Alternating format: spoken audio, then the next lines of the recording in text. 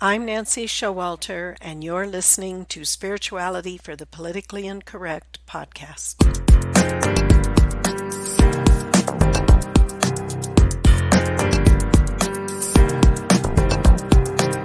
Welcome, all radical paradigm shifters and creative change makers. You who dare to create a better life and a better world. Tap into the power that resides within you and use that power for constructive change.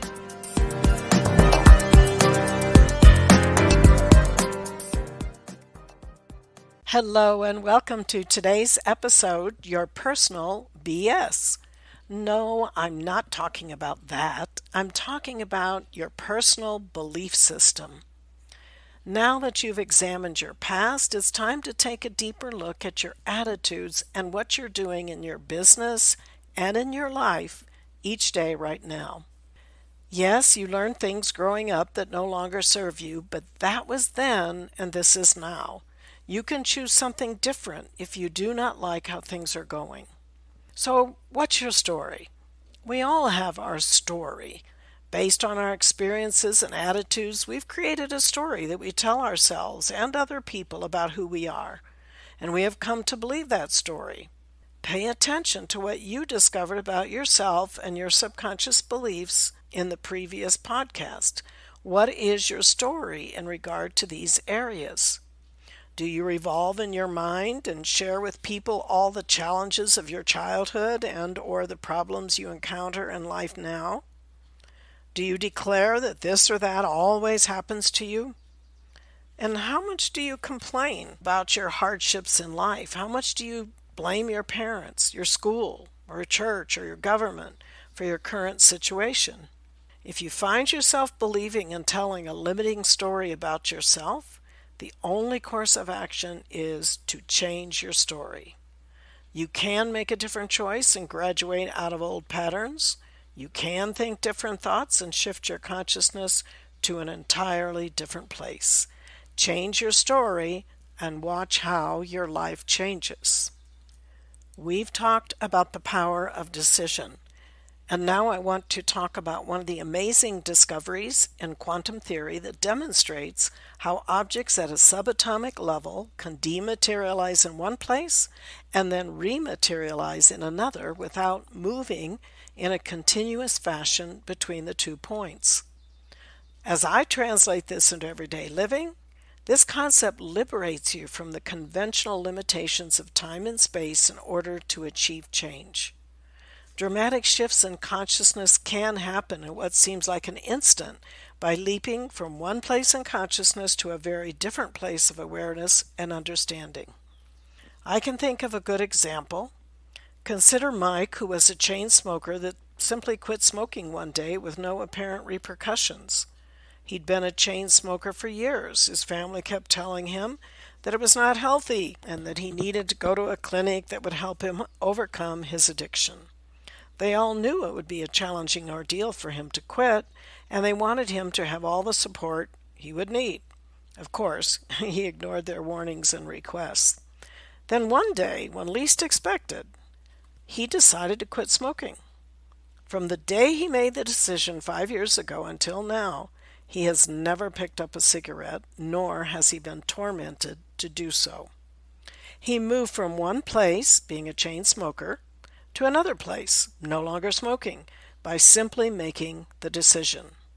He shifted his awareness of himself from being a smoker to being completely free of the habit without the struggle and physical symptoms that most people believe are necessary for an addicted chain smoker to quit smoking. I am not saying that there are some things in life you may need help with when changing yourself, nor should you deny yourself any such support or assistance.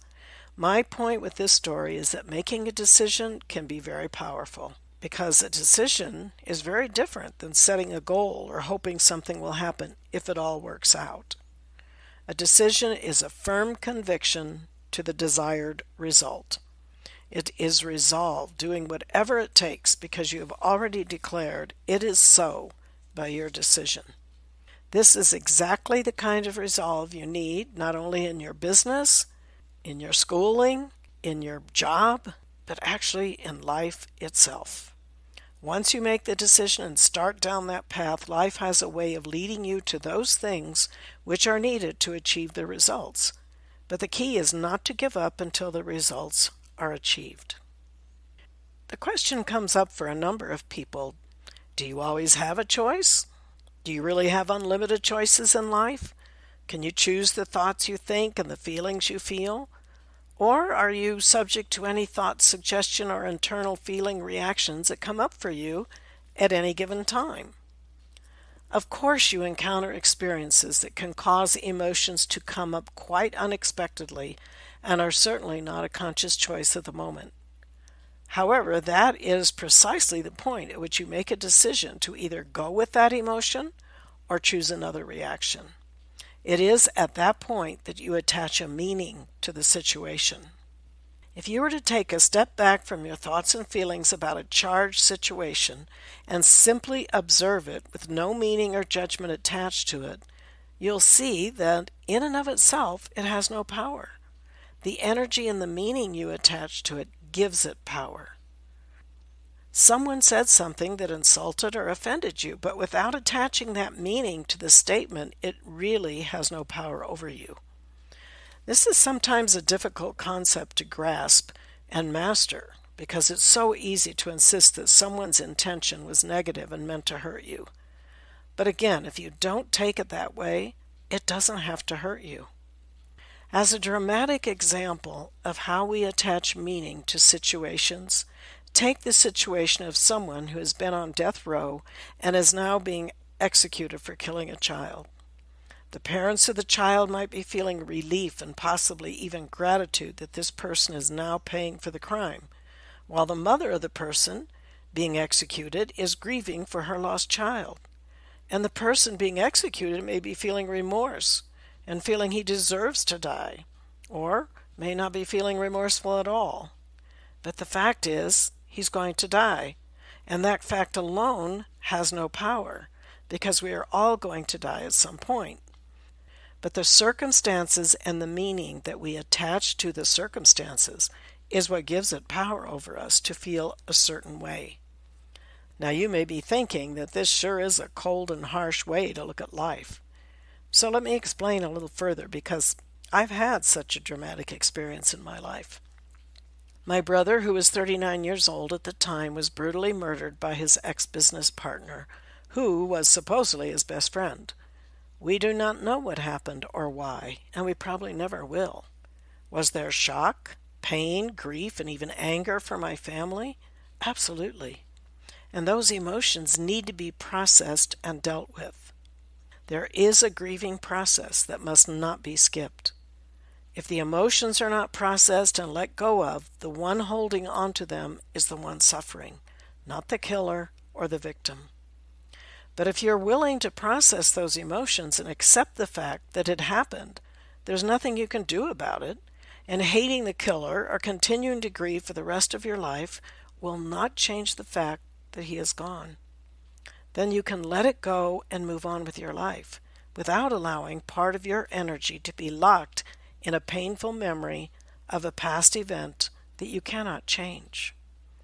I am able to say that as horrific as my brother's death was, each member of my family did get to this point, some sooner than others.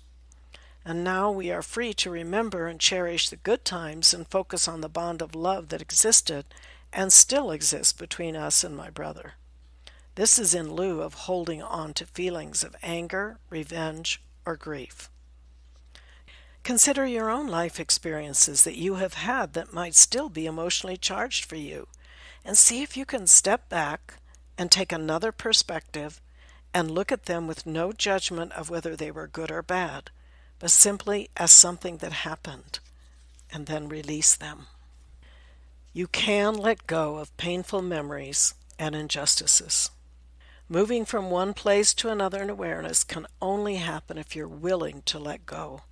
Sometimes we fool ourselves and say we want to let go, but deep down we're still holding something back for whatever reason. And sometimes this can be because you did not properly grieve or process traumatic events. Unfortunately, this happens much more often than we might think. Men aren't supposed to cry. Crying's for the weak. Be strong and move on. These are some of the beliefs you may have internalized from your culture or environment that keep you from acknowledging, feeling, and letting the intense emotions pass through you and from you. I know many people who have had a parent or child or spouse die, but they never really went through any grieving process. And this non-resolution can impact all of their relationships, as well as their health. In order to move from one state of being to another, you need to be willing to let go of the thoughts, feelings, sensations, and habit patterns of your current state and replace them with those of your new desired state. Willingness is the first step. Then comes forgiveness. Think of forgiveness as forgiving. You freely give up the hurt, the pain, the anger, depression, or whatever thoughts and feelings you've associated with a specific person, situation, or state of being that you no longer desire. Forgiving frees you. It's important because when you completely give up the undesired suffering state of being, you are not caught in or addicted to the recurring thoughts and feelings that once held you hostage. Now, keep in mind that forgiving someone does not mean that the other person is no longer accountable for his or her actions, nor does it mean that you have to continue a relationship with someone. Rather, it means that you are completely releasing the burdensome thoughts and feelings that have kept you in a painful place that you no longer wish to be in. It frees you to move on, free of the emotional baggage. If you need additional help in processing painful experiences or traumas in your life, by all means, seek it. It is well worth the time and money to clear and heal yourself so you can move forward without limitations. We will continue to talk about this and explore it a little deeper next week. But this week, try to identify these painful memories and injustices that may have happened in your life. And then try to review, how did you handle them? Did you grieve at the death of a loved one? Or a loss even of a pet? Whatever it may be. Have you forgiven someone who may have abused you as a child? So go back over your life. What are those things that stand out to you? Some may be horrific experiences. Others, they may be just simpler things that have had a tremendous impact on you in a negative way. So we want to reframe these issues. We want to step back. We want to take the emotional charge out of them. We want to look at them as facts. And we want to accept this happened, nothing I can do about it. Identify them and go through a process of stepping back and letting go. Letting it go. And know that you can choose to be happy, joyful, here and now. So we'll continue next week. Until then, keep an open mind, a generous heart, and a powerful spirit.